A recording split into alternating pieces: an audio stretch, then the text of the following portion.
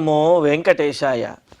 గురుర్బ్రహ్మా గురుర్విష్ణుః గురుర్దేవో మహేశ్వరః గురుః సాక్షాత్ పరం బ్రహ్మ తస్మై శ్రీ గురవే నమః.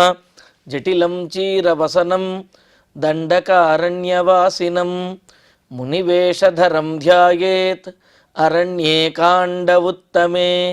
శ్రీరామచంద్ర పరబ్రహ్మణే నమః. అథ శ్రీమద్ రామాయణే ఆదికావ్యే అరణ్యకాండే చతుర్వింశః సర్గః. ఆశ్రమం ప్రతి యాతే తు ఖరే ఖరపరాక్రమే తానేవ ఉత్పాతికాన్ రామః సహ భ్రాత్రా దదర్శః. రామచంద్రమూర్తి పర్ణశాల వద్ద ఆ పంచవటిలో కొన్ని ఉత్పాతములను చూస్తూ ఉన్నాడు. అవేమిటి అంటే, ఖరుడు రాముడి మీదకు యుద్ధానికి బయలుదేరుతూ 14,000 మంది రాక్షస సైన్యంతో, 12 మంది మంత్రులతోటి, 4 సేనాపతులతోటి, ఒక ప్రధానమైనటువంటి సేనాపతితోటి, వీరందరితో కలిసి ఖరుడు బయలుదేరితే జనస్థానం నుండి అట్టహాసంగా ఎంతో కోలాహలంగా బయలుదేరితే అన్నీ కూడా దుశ్శకునములు ఉత్పాతములే కనిపించాయి.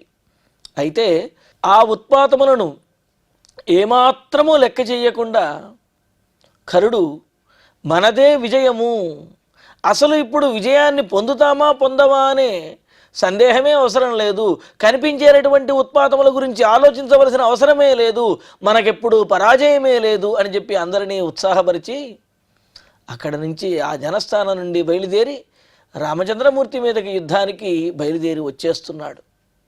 మరి ఇక్కడ పంచవటిలో పర్ణశాల వద్ద ఉన్నటువంటి రాముడికి కూడా ఆ ఉత్పాతములు కనిపించాయి.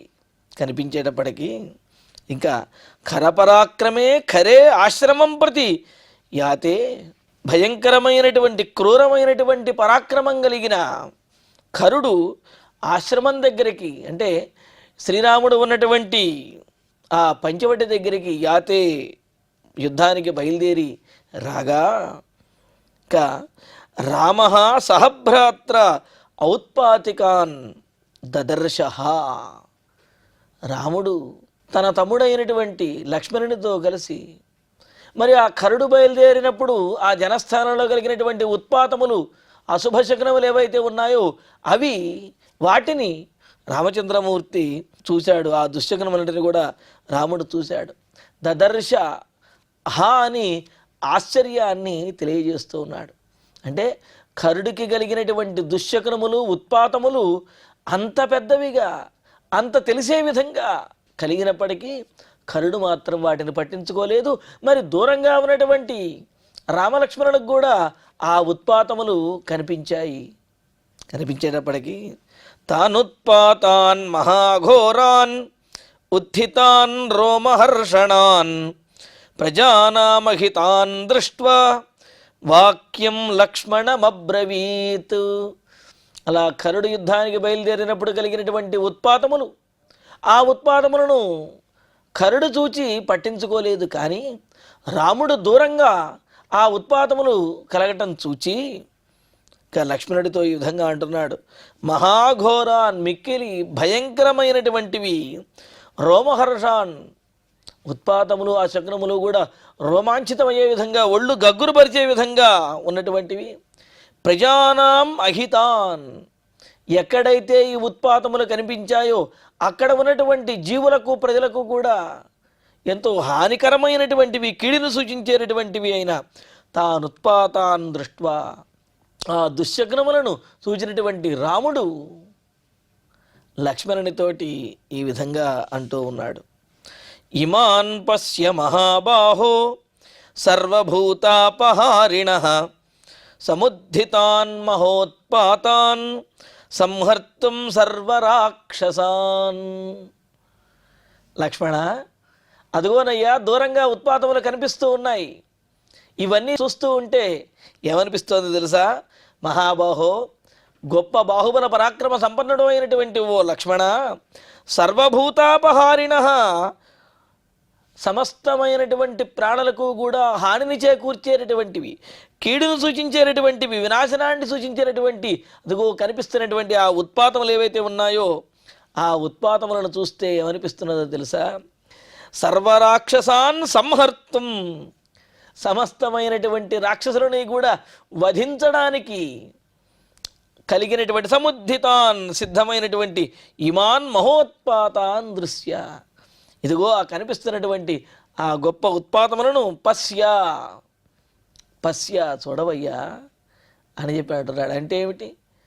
అక్కడ కనిపిస్తున్నటువంటి ఉత్పాతములు శత్రుభయంకరమైనటువంటి ఉత్పాతములు. అంటే రాముడు ఆ ఉత్పాతములు దూరంగా కనబడటం చూచి ఇక జీవులకు హాని చేసేటటువంటివి, కీడును సూచించేటటువంటివి ఈ ఉత్పాతములు. ఈ కీడు ఎవరికో తెలుసా? మన మీద దాడి చేయటానికి రాబోయేటటువంటి రాక్షసులకి, సమస్తమైనటువంటి రాక్షసులని కూడా సంహరించడానికి ఇదిగో ఈ ప్రకృతిలో ఉత్పాతములన్నీ కూడా కనిపిస్తూ ఉన్నాయి అని రాముడు అంటూ ఉన్నాడు. అంటూ అమీరుధిరధారాస్తు విసృజంతః ఖరస్వనాన్ వ్యోమ్ని మేఘా వివర్తంతే పరుషా గర్ధభారుణాః. చూడవయ్యా లక్ష్మణ అని చెప్పి కరుడు యుద్ధానికి బయలుదేరినప్పుడు ఆ జనస్థానంలో ఆకాశంలో కనిపించినటువంటి ఉత్పాతములు ఏవైతే ఉన్నాయో మేఘములన్నీ కూడా రక్తపు వర్షాన్ని కురిపించే విధంగా ఎర్రనైనటువంటి ఛాయతోటి, అది కూడా గాడిద రంగుతో ఉన్నటువంటివై, పూర్తిగా నలుపు కాకుండా ధూసర వర్ణంతో కూడినవై ఎర్రనైనటువంటి కాంతిని ప్రసరింపజేస్తూ రక్తపు వర్షాన్ని కురిపించే విధంగా ఆ కరుడు బయలుదేరినప్పుడు జనస్థానంలో ఆకాశంలో మేఘములు ఆ విధంగా కనిపించాయి. మరి ఈ పంచవటి నుండి ఆ మేఘములను చూపిస్తూ లక్ష్మణుడితోటి రాముడు అంటూ ఉన్నాడు, రుధిరధారాహ, రక్తధారను కురిపించడానికి సిద్ధంగా ఉన్నటువంటివైన ఖరస్వానాన్, భీకరమైనటువంటి ఆ ఉరుములు, భయంకరమైనటువంటి శబ్దమును చేసేటటువంటివైన విసృజంతః పరుషాః గర్ధభారుణాః, భయంకరమైనటువంటి శబ్దము చేస్తున్నవి, చూడటానికి పెద్దవిగా భయంకరంగా ధూసర వర్ణంలో గర్ధభారుణాః అంటే ధూసర వర్ణంతో అదేవిధంగా ఎర్రనైనటువంటి వర్ణముతోటి ఉన్నటువంటివైన, అలాగే అమీ మేఘాః, అదుగో ఆ కనిపిస్తున్నటువంటి మేఘములు ఏవైతే ఉన్నాయో వ్యోమ్ని వివర్తంతే, ఆకాశంలో అలా తిరుగుతూ ఉన్నాయి. ఇవి ఎక్కడైతే ఈ విధంగా మేఘములు కమ్మి ఉన్నాయో అక్కడ ఉన్నటువంటి వారికి హానిని సూచిస్తూ ఉన్నాయి. కావున ఈ జనస్థానంలో ఉన్నటువంటి రాక్షసులందరినీ సంహరించడానికి, ఈ రాక్షసులందరి యొక్క వినాశనము దాపురించినది, సమీపించినది అని తెలియజేయడానికి ఈ విధంగా ఆకాశంలో ఉత్పాతములు కనిపిస్తున్నాయి. సధూమశ్చ శరాః సర్వే మమ యుద్ధాభినందినః రుక్మపృష్టాని చాపాని వివేష్టంతే చ లక్ష్మణ. ఇంకా ధనుస్సులు వేడెక్కినట్లుగా, అంటే మన దగ్గర ఉన్నటువంటి ఆయుధములు వేడెక్కినట్లుగా ఉన్నాయి అంటున్నాడు. వేడెక్కటం ఏమిటండి అని అంటే, యుద్ధానికి వెళ్ళే ముందు ఆయుధములన్నిటికీ కూడా పదును పెడుతూ ఉంటారు. పదునుతోటి అవి బాగా వేడెక్కి మిలమిలా మెరుస్తూ చాలా ఉత్సాహాన్ని కలిగించే విధంగా ఉంటాయి. అలాగ ఇక్కడ లక్ష్మణ సధూమాహ, ప్రతాపము అనే పొగతో కూడినటువంటివై, ఈ ఆయుధములేమో మెరుస్తూ అగ్నిలాగా ఉంటే వీరి యొక్క ప్రతాపం పొగ వంటిది అని చెప్పి అంటున్నాడు ఇక్కడ. సధూమాహ, ప్రతాపము అనే పొగతోటి కూడినటువంటివి, మమ యుద్ధాభినందినః, నేను యుద్ధం చేయడానికి ప్రేరేపిస్తున్నట్లుగా ఉన్నవి, నా యొక్క యుద్ధాన్ని అభినందించే విధంగా ఉన్నటువంటివి, అంటే యుద్ధం చేయడానికి నాకు ప్రోత్సాహాన్ని ఇచ్చేటటువంటివైన ఈ ధనుస్సులు అని అంటున్నాడు, ఆయుధములు అంటున్నాడు. చూడండి, ఈ ఆయుధములను చూస్తూ ఉంటేనే యుద్ధం చేయాలి అనే ఉత్సాహం అనేది కలుగుతున్నది అని చెప్పి అంటున్నాడు. అంటే ఇక్కడ రాముడి దగ్గర ఉన్నటువంటి ఆ ధనుస్సులు, లక్ష్మణుని యొక్క ధనుస్సు, ఇవన్నీ కూడా యుద్ధం చేయడానికి త్వరపడుతున్నట్లుగా, అంటే వీడికంటే కూడా ముందు ఆ యుద్ధం చేయాలి అన్నట్లుగా అవి సిద్ధంగా ఉన్నట్టుగా కనిపిస్తున్నాయట. అంటూ సర్వే శరాహ రుక్మపృష్టాని మన దగ్గర ఉన్నటువంటి బాణములన్నీ కూడా బంగారపు అంచులతో కలిగినటువంటివై, బంగారమయమైనటువంటి పైభాగములు, అదేవిధంగా ఆ రెక్కలు కలిగినటువంటివై, అదే ఇంకా చాపాని ధనుస్సులు ఏవైతే ఉన్నాయో, చాపములు అంటే ధనుస్సులు, ఈ ధనుస్సులు కూడా వివేష్టంతే కదులుతున్నాయిట. అవన్నీ యుద్ధం చేయండి, మాతో యుద్ధం చేయండి, మమ్మల్ని ఉపయోగించి యుద్ధం చేయండి అన్నట్లుగా ఆ ధనుస్సు, అంబులు బదులు ఉన్నటువంటి ఆ అంబులు అంటే ఆ శరములు అవి కూడా యుద్ధానికి సిద్ధమై ఎగసిపడుతున్నట్లుగా అవి కదులుతూ ఉన్నాయట. ఇక్కడ చాపాని అని చెప్పి ధనుస్సులు అని బహువచనం ప్రయోగించడంలో ఉద్దేశం ఏమిటి అంటే, రాముని దగ్గర 2 ధనుస్సులు ఉన్నాయి, లక్ష్మణుని దగ్గర 1 ధనుస్సు ఉన్నది. ఎలాగంటే రాముడు అయోధ్యానగరం నుండి తీసుకువచ్చినటువంటి ధనుస్సు ఒకటి, అలాగే అగస్త్య మహర్షి ఇచ్చినటువంటి గొప్పదైనటువంటి ధనుస్సు రెండవది. వాటితో పాటుగా లక్ష్మణుడు కూడా అయోధ్యానగరం నుంచి 1 ధనుస్సు తీసుకొచ్చాడు కావున అదొకటి. మొత్తం కలిపి 3 ధనుస్సులు ఉన్నాయి ఇక్కడ వీరి దగ్గర. ఈ 3 ధనుస్సులు కూడా చాలా గొప్పగా అవి యుద్ధానికి సిద్ధమైనట్లుగా కదులుతూ ఉన్నాయి. వాటితో పాటుగా ఆ అంబుల బదులో ఉన్నటువంటి బాణములు కూడా సిద్ధమైనట్లుగా అలా కదులుతూ ఉన్నాయి, చెలిస్తూ ఉన్నాయి, సిద్ధంగా ఉన్నట్టు సూచిస్తూ ఉన్నాయి అని అంటూ, యాదృశాయిహ కూజంతి పక్షిణో వనచారిణ అగ్రతో నో భయం ప్రాప్తం సంశయో జీవితస్య చ.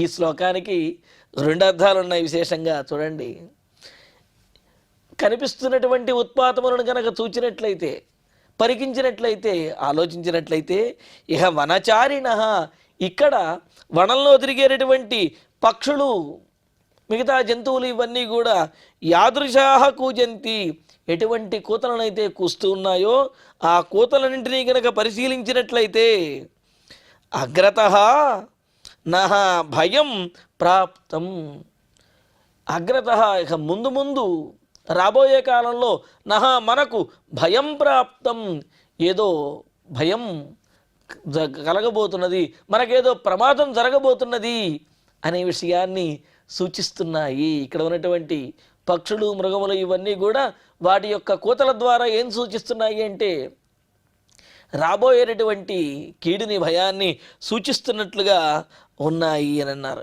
ఇక్కడ నో భయం అన్న చోట కాస్త పూర్వరూపసంధిగా కనుక విడదీసినట్లయితే నహా అభయం అని, నహా భయం అంటే మనకు భయాన్ని సూచిస్తున్నది అని అర్థమైతే, నహ అభయం అని కనుక విడదీసినట్లయితే అప్పుడు నహ అభయం, ఇక్కడ ఉన్నటువంటి పక్షులు వాటి యొక్క కూతలన్నీ కూడా మనకు ఏమాత్రము భయము లేదు, ఇకపై మనం చేయబోయేటటువంటి యుద్ధంలో మనకు విజయమే ప్రాప్తిస్తున్నది అని సూచిస్తున్నాయి అని చెప్పి అంటున్నారు. ఇంకా అంటున్నాడు, జీవితస్య సంశయ ప్రాప్త, మన జీవితానికి అంటే ఇకపైన మనం జీవిస్తామా లేదా అనే విషయంలో కూడా సంశయమే కలుగుతున్నది అని ఒక అర్థమైతే, ఇకపైన ఈ దండకారణ్యంలో రాక్షసుల యొక్క జీవితానికే సంశయం అనేది ఏర్పడింది అనేది వేరే రెండవ అర్థం అన్నమాట. సాధారణంగా చెప్పినటువంటి అర్థమైతే, ఇక్కడ ఉన్నటువంటి దూరంగా కనిపిస్తున్నటువంటి ఉత్పాతములు, ఇక్కడ ఉన్నటువంటి పక్షుల యొక్క ఆ కూతలు చూస్తూ ఉంటే మనకేదో భయం రాబోతున్నది అని చెప్పి, మన జీవితానికి ఏదో శంక కలుగుతున్నది అనే ఉద్దేశ్యము తెలుస్తున్నది అనేది సామాన్యమైన అర్థము అయితే, మరి ఇక్కడ విశేషార్థం అయితే కనుక మనకు అభయము, మనకేమాత్రము భయము లేదు అని చెప్పి, చ అంటే ఇంతే కాకుండా జీవితస్య అరీణాం సంశయ, శత్రువుల యొక్క జీవితం మీద అంటే శత్రువులు ఇకపైన జీవించగలుగుతారో ఉండరో అనే సంశయాన్ని కూడా సూచిస్తూ ఉన్నాయి. అంటే శత్రువులు మన చేతిలో హతులవుతారు అనే సూచన కూడా ఈ పక్షుల యొక్క కూతల ద్వారా తెలుస్తున్నది అనేది అంతరార్థం. సామాన్యంగా ఉన్నటువంటి అర్థమైతే మనకేదో ఇక్కడ భయం ఉన్నది, మన జీవితాన్ని భవిష్యత్తులో మన జీవితం ఎలా ఉంటుందో అనే సంశయాన్ని కలిగిస్తున్నది అని చెప్పి ఇంకా అంటున్నాడు, సంప్రహారస్తు సుమహాన్ భవిష్యతి న సంశయ అయమాఖ్యాతి మే బాహు స్ఫురమాణో ముహుర్ముహు సన్నికర్షేతు నశూర జయం శత్రోః పరాజయం. ఇక్కడ కూడా చూడండి, శూరుడమైనటువంటి ఓ లక్ష్మణ. ఇక్కడ శూరుడు అంటే కేవలం యుద్ధంలో బాగా పరాక్రమాన్ని చూపించేవాడే అనే అర్థం మాత్రమే కాదు, అటు సందర్భానుగుణంగా ప్రవర్తించేవాడు, సందర్భానుగుణంగా మాట్లాడేవాడు, సందర్భానుగుణంగా యుద్ధం చేసేటటువంటి వాడు, అతడినే శూరుడు అని చెప్పి అంటారన్నమాట. అలాగా శూరుడమైనటువంటి ఓ లక్ష్మణ, సుమహాన్ సంప్రహార భవిష్యతి. ఇక్కడ చాలా పెద్ద యుద్ధం, ఘోరమైనటువంటి యుద్ధం జరగబోతున్నది అని చెప్పి అంటున్నాడు. సంశయ, అసలు ఈ విషయంలో సంశయమే లేదు. అంటే ఇక్కడ యుద్ధం జరగబోతున్నది అనే విషయంలో సంశయం అనేదే లేదు, ఖచ్చితంగా ఇక్కడ యుద్ధం జరగబోతున్నది. మే అయం బాహు ముహుర్ముహు స్ఫురమాణ. ఇదిగో నా కుడి భుజము మాటి మాటికి అదురుతూ ఉన్నది. మరి ఇంతకుముందు కూడా మనం శకునములప్పుడు చెప్పుకున్నాం, ఆడవారికి ఎడమ భుజం అదరటము, మగవారికి కుడి భుజం అదరటము అనేది అది శుభసూచకము అని చెప్పి. అలాగంటే ఆడవారికి అయితే ఎడమ భాగంలో ఉన్నటువంటి అవయవములు, మగవారికి కుడి భాగంలో ఉన్నటువంటి అవయవములు కనుక అదిరినట్లయితే అది వారికి శుభాన్ని చేకూర్చుతుంది, విజయాన్ని చేకూర్చుతుంది, సూచిస్తుంది అనేది తెలుస్తుందన్నమాట. అలాగా మే అయం బాహు, ఇదిగో నా కుడి భుజం ఏదైతే ఉన్నదో అది ముహుర్ముహు స్ఫురమాణ, మాటి మాటికి అదురుతూ, సన్నికర్షేణ జయం, ఇదిగో రాబోయేటటువంటి మన జయాన్ని, శత్రువుల యొక్క పరాజయాన్ని కూడా సూచిస్తూ ఉన్నది. ఇక్కడైతే ఘోరమైనటువంటి యుద్ధం జరగబోతున్నది అని, ఆ యుద్ధంలో మనకు విజయం ప్రాప్తిస్తుంది అని, శత్రువులకి పరాజయం తప్పదనే విషయాన్ని ఇదిగో అదురుతున్నటువంటి నా కుడిభుజం కూడా సూచిస్తూ ఉన్నది. సప్రభంచ ప్రసన్నంచ తవ వక్త్రం హి లక్ష్యతే ఉద్యాతానాం హి యుద్ధార్థం యేషాం భవతి లక్ష్మణ నిష్ప్రభం వదనం తేషాం భవత్యాయుః పరీక్షయః. ఇంకా చెబుతున్నాడు, యుద్ధానికి వెళ్ళేటప్పుడు లేకపోతే ఏదైనా ముఖ్యమైనటువంటి కార్యానికి వెళ్ళేటప్పుడు వారి ముఖంలో ఉన్నటువంటి కళ కూడా ఆ కార్యంలో విజయాన్ని సాధించబోయేటటువంటి విషయాన్ని సూచిస్తూ ఉంటుందిట. అందుకనే మన పెద్దవాళ్ళు అంటూ ఉంటారు, ఏదైనా ముఖ్యమైన పని మీద వెళ్ళేటప్పుడు కాస్త ముఖం ఆనందంగా పెట్టుకుని వెళ్ళరా, ఆ పని విజయాన్ని పొందుతుంది, ఏడుస్తూ వెళ్ళకూడదు అని చెప్పంటుంటారు. అలాగా ఇక్కడ లక్ష్మణుని యొక్క ముఖంలో ఎంతో ఆ తేజస్సు అది కనిపిస్తున్నది అని చెప్పి అంటూ, లక్ష్మణుని యొక్క ముఖంలో అంటే ఈ ఉత్పాతములను చూచి కానీ, లేకపోతే అంతకుముందు 14 మంది రాక్షసులు వచ్చి దాడి చేశారు, ఇకపైన ఎంతమంది వస్తారో అనే భయం కానీ ఇదేది కూడా లక్ష్మణుని యొక్క ముఖంలో లేదు. ప్రసన్నంగా లక్ష్మణుడు ఉన్నాడు, అంతే కదండి. ధైర్యము, ఆత్మవిశ్వాసము, ఏ కష్టమునైనా ఎదుర్కోవడానికి కలిగినటువంటి ఆ శక్తి, సామర్థ్యం ఏదైతే ఉన్నాయో అవి మనసులో ప్రశాంతతను, ముఖంలో ప్రసన్నతను కూడా ప్రకాశింపజేస్తాయి. అలా కాకుండా అమ్మో ఏం జరిగిపోతుందో, ఇకపైన ఏం జరుగుతుందో, భవిష్యత్తు ఎలా ఉంటుందో ఇలా ఆలోచిస్తూ కూర్చుంటే ఇప్పటి ప్రశాంతత కూడా లోపించేస్తూ ఉంటుంది. భవిష్యత్తు మీద ఆలోచన ఉండాలి తప్ప భయం అనేది ఉండకూడదు అనేది ఇక్కడ ఉన్నటువంటి విశేషం అన్నమాట. అలా ఉన్నప్పుడే ఆ జీవితములు ప్రశాంతంగా ఉండగలుగుతాయి. చూడండి, ఇక్కడ తవ వక్త్రం సప్రభం ప్రసన్నంచ లక్ష్యతే హి లక్ష్మణ, నీ ముఖం చూస్తూ ఉంటే సప్రభం ఎంతో కాంతివంతంగాను, ప్రసన్నంచ నిర్మలంగా, తేటగా, ప్రశాంతంగా కనిపిస్తూ ఉన్నది అని అన్నాడు. అంతేకాదు, లక్ష్మణ యుద్ధార్థం ఉద్యతానాం యేషాం వదనం, యుద్ధానికి సిద్ధమైనటువంటి వారి యొక్క ఎవరి ముఖమైతే కాంతి విహీనం అయిపోతుందో వారికి పరాజయం అనేది తప్పదు. యుద్ధానికి వెళ్ళేటప్పుడు ఎవరి ముఖమైతే చాలా ఉత్సాహంతో ఉంటుందో వారికి దీర్ఘాయుషు, అదేవిధంగా ఆ యుద్ధంలో వారికి విజయం అనేది ప్రాప్తిస్తుంది అని చెప్పి అంటూ, చూడండి, యుద్ధార్థం ఉద్యతానాం, యుద్ధం కోసమని సిద్ధమైనటువంటి వారిలో యేషాం వదనం నిష్ప్రభం, ఎవరి యొక్క ముఖమైతే కాంతి లేకుండా ఉంటుందో తేషాం ఆయు పరీక్షయ భవతి, వారి యొక్క ఆయుష్షే తగ్గిపోతుంది. కానీ ఎవరి ముఖమైతే కాంతివంతంగా ప్రసన్నంగా ఉంటుందో వారికి మాత్రం ఆయుష్ పెరుగుతుంది, యుద్ధంలో విజయం అనేది కలుగుతుంది అని చెప్పి అంటున్నాడు. ఇక్కడ లక్ష్మణుని ముఖంలో కానీ రాముడి ముఖంలో కానీ కాంతి మరింతగా పెరిగినది, వారి ముఖంలో ప్రసన్నత అనేది ఉన్నది, ఆత్మవిశ్వాసము ధైర్యము అనే ఉన్నాయి. అంటే ఇక్కడ శత్రువులు వచ్చేస్తున్నారు కదా అని చెప్పి ఏదో కోపమో ఊగిపోవటమో కళ్ళు ఎరబడటమో ఇటువంటివేమీ లేదు. ఎవరు వచ్చినా అలవోకగా మనం ఎదుర్కోగలము అనే ధైర్యం ఉన్నటువంటి వారు అటువంటి ప్రసన్నతను ప్రశాంతతను ముఖంలో ఆ స్వచ్ఛతను కాంతిని కూడా కలిగి ఉంటారనమాట. అలాంటి కాంతి లక్ష్మణుడి ముఖంలో కనిపిస్తున్నది అని రాముడు చెబుతూ, రక్షసాం నర్దతాం ఘోర శ్రూయతే చ మహాధ్వని ఆహతానాంచ భేరీణాం రాక్షసై క్రూరకర్మభి. లక్ష్మణ, దూరం నుంచి నీకు వినిపిస్తున్నదా? నర్దతాం రక్షసాం ఘోర మహాధ్వని.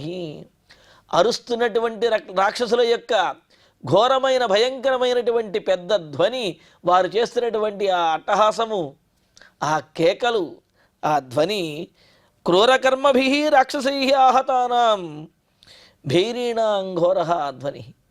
అంతేకాదు, వాళ్ళేమో నోటితో అరుస్తూ ఉన్నారు, ఆ అరుపులే చాలా పెద్దగా వినిపిస్తున్నాయి అనుకుంటే, వారు యుద్ధభేరీలను దుందుభిరిని మోగిస్తూ ఉన్నారు. మోగిస్తూ ఉంటే ఆ దుందుభుల యొక్క ధ్వని వారంత గట్టిగా మోగిస్తుంటే అది కూడా చాలా భయంకరంగా వినిపిస్తున్నది. లక్ష్మణ, వినిపిస్తున్నాయా రాక్షసుల యొక్క కేకలు? అదేవిధంగా వారు మ్రోగిస్తున్నటువంటి ఆ దుందుభి మొదలైనటువంటి వాటి యొక్క ఢంకా ధ్వనులు ఇవన్నీ కూడా వినిపిస్తున్నాయి కదా. అనాగత విధానంతు కర్తవ్యం శుభమిచ్చత ఆపదం శంకమానేన పురుషేణ విపశ్చిత. ఇవన్నీ చూస్తూ ఉంటే ఇక్కడ పక్షుల యొక్క ధ్వనులు, ఆకాశంలో కనిపించేటటువంటి ఉత్పాతములు, అలాగే ఆ రాక్షసుల యొక్క ఆ ధ్వని, అదేవిధంగా యుద్ధ సన్నాహాల్లో మోగించేటటువంటి ఆ భేరీ మొదలైనటువంటి వాటి యొక్క ధ్వని చూస్తూ ఉంటే ఇక్కడికి వారందరూ వచ్చి దాడి చేయడానికి, మన మీద యుద్ధం చేయడానికి వాళ్ళందరూ మూకుమ్మడిగా తరలి వస్తున్నట్లుగా తెలుస్తున్నది కదా.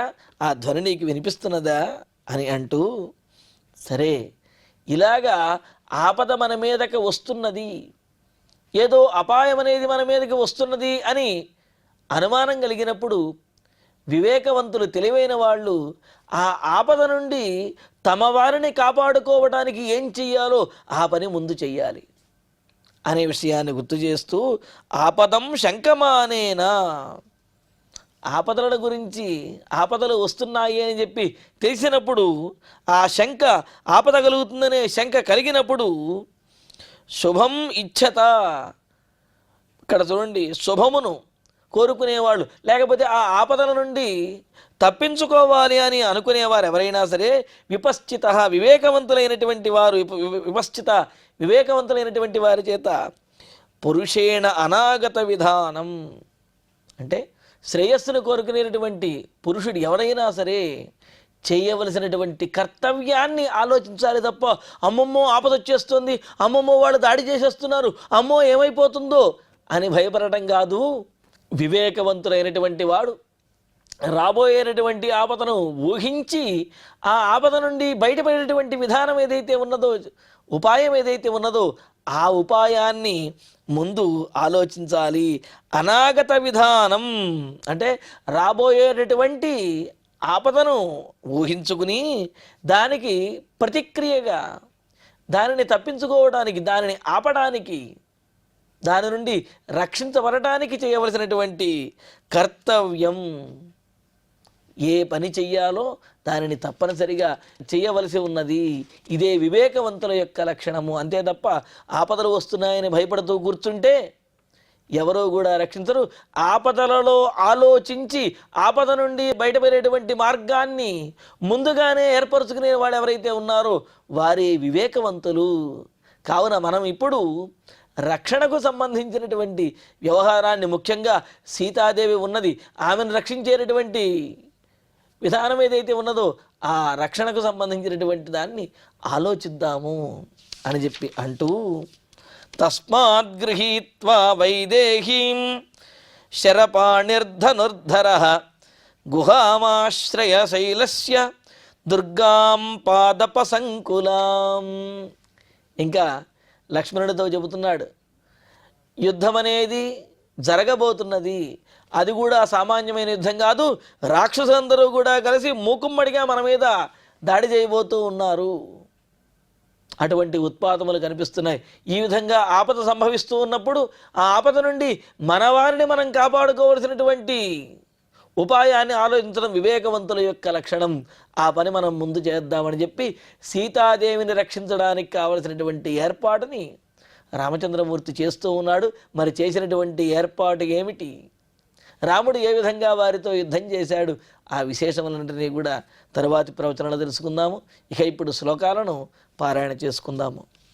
ఆశ్రమం ప్రతి యాతేతు ఖరే ఖర పరాక్రమే తానేవ ఉత్పాతికాన్ రామ సహ భ్రాత్రా దదర్శః తానుత్పాతాన్ మహాఘోరాన్ ఉత్థితాన్ రోమహర్షణాన్ ప్రజానామహితాన్ దృష్ట్వా వాక్యం లక్ష్మణమబ్రవీత్ ఇమాన్ పశ్య మహాబాహో సర్వభూతాపహారిణః సముత్థితాన్ మహోత్పాతాన్ సంహర్తుం సర్వరాక్షసాన్ అమీరుధిరధారాస్తు విసృజంతః ఖరస్వనాన్ వ్యోమ్నివేఘా వివర్తంతే పరుషాగర్ధభారుణాః సధూమాశ్చ శరాः సర్వే మమ యుద్ధాభినందినః రుక్మపృష్టాని చాపాని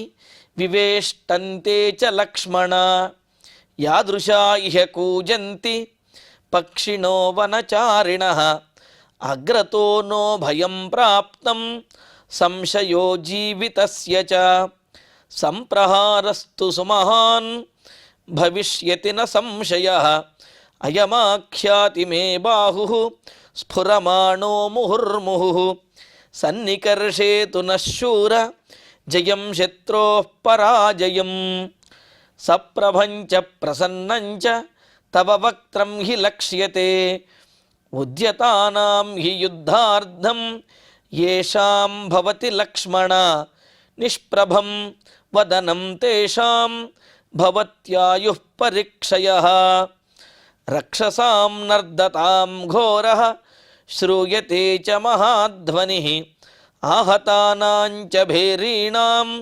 రాక్షసైః క్రూరకర్మభిః అనాగత విధానంతు కర్తవ్యం శుభమిచ్చత ఆపదం శంకమానేన పురుషేణ విపశ్చిత తస్మాద్ గృహీత్వా వైదేహీం శరపాణిర్ధనుర్ధరః గుహామాశ్రయ శైలస్య దుర్గాం పాదపసంకులాం.